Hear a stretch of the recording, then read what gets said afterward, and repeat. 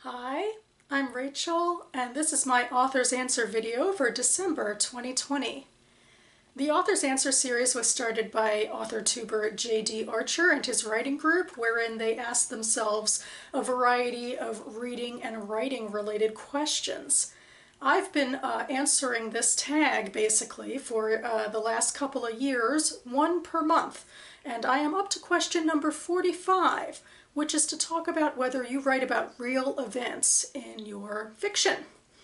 I guess the short answer would be pretty much no, not in specific terms anyway, certainly not in historical fiction terms where I'm actually chronicling specific events, but I do take inspiration from, actual events. My literary novella, The Corners, I decided to set in 2011 and 2012, mostly because that's when I started drafting it, and also I kind of wanted my main characters to be around my age. So occasionally I'd put in, references to things going on, just to ground people and say this is the era this is from. Like, well, one that sticks out the most to me is at one point I have my main character going out for drinks at a bar that's near the White House. So I decided to sort of put in there, like, sort of setting the scene. I'd say, and this bar is, by the way, across the street from the White House, where Barack Obama is about to be, inaugurated for his second term, just to remind people of where we are in history. I realize we're far from calling 2012 ancient history, although I don't know, with coronavirus we might be, I don't know. It does feel like forever ago. The other, even longer, actually novel-length work I'm working on is fantasy.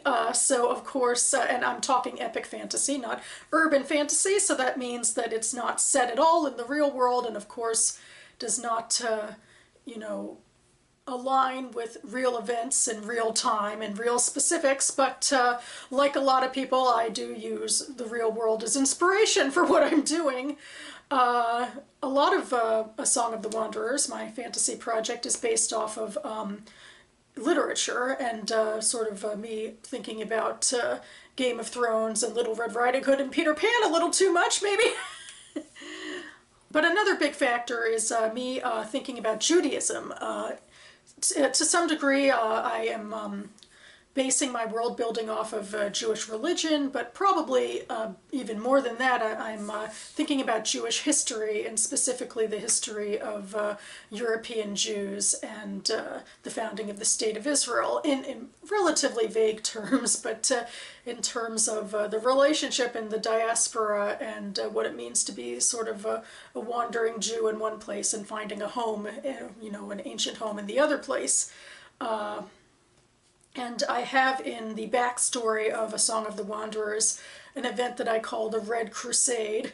I'm taking, I guess, a little bit from Game of Thrones and the Red Wedding, but I'm trying to base it off of the idea of pogroms and crusades, not so much the Holocaust, just because of my type of world building, but that more or less is where I'm going with this, that my main group of characters experienced sort of generations of persecution from a land that's like Europe, and that's what ultimately enables them, they ultimately leave, led by my main character's father, in fact, who kind of rises up to be a leader and a general to lead them back to their ancient homeland. So there's that. And just to be clear, it is fantasy, so there are also gods and magic and that sort of thing, but I won't step and say that's based in reality. At least I can't claim to have heard booming voices from the sky or what have you. And finally, there is one story where I can say that I did really take from a very specific set of events, and that it influenced the writing of that story. And it is a flash fiction story called Intersection, which was published just in October on Flash Fiction magazine, so I will link to that story down below. The story, which is, 600 words, is about a young woman who goes to a queer pride march, and she goes with a Star of David knit on her backpack and is told to leave because she is promoting Zionism in an anti-Zionist space. And it goes into the idea of intersection and, and who gets to belong with multiple identities in this queer space and who doesn't. And it was very much based off of a couple of real-life queer pride parades, including one in DC, which is where I live and work in that area. And in fact, I took some of the dialogue that is in my story. I took it from a news column that somebody who attended one of these real events and had a real altercation with some of the organizers. I took it from that news story because I wanted to, make it authentic in a way, without hopefully making it too didactic. But I will link to that column down below as well.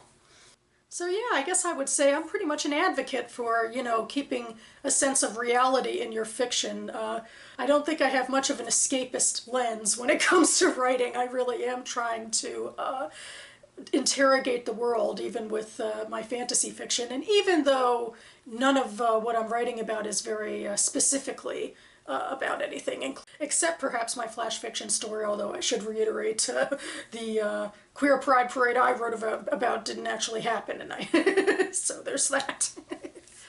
When it comes to specifics, I'm not sure how deep into the weeds I'll want to go because I am primarily a character-driven writer, so people's personal lives are sort of paramount to me, and so that mostly comes from my own head and inspired by, real trends in the real world. So there we have it. And that about covers it for me now. You can expect me back on this channel hopefully very soon to talk about my latest Friday reads. And as we are nearing the end of the year, I'm debating even, should I continue Author's Answer into another year? I'm not sure. I'm actually not sure if JD has recorded videos for the next 12 Author's Answers, although I do believe there are some written question and answers that go far beyond 12. So I could keep this going or think up my own questions. I very much enjoy having a AuthorTube component to this channel, even if it's not my most popular or major output, and though I could do other things with said AuthorTube content, like, review these writing books, perhaps, that are sitting here on my shelf.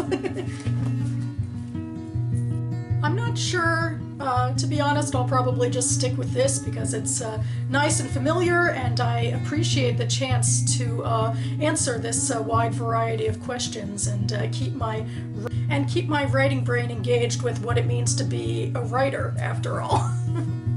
But hey, we all have to engage in a little existential angst at the end of the year, so this is part of mine. In the meantime, hope you're all doing well with whatever you're facing at the end of 2020. Keep writing, everyone. Thanks so much for watching, and I'll see you next time.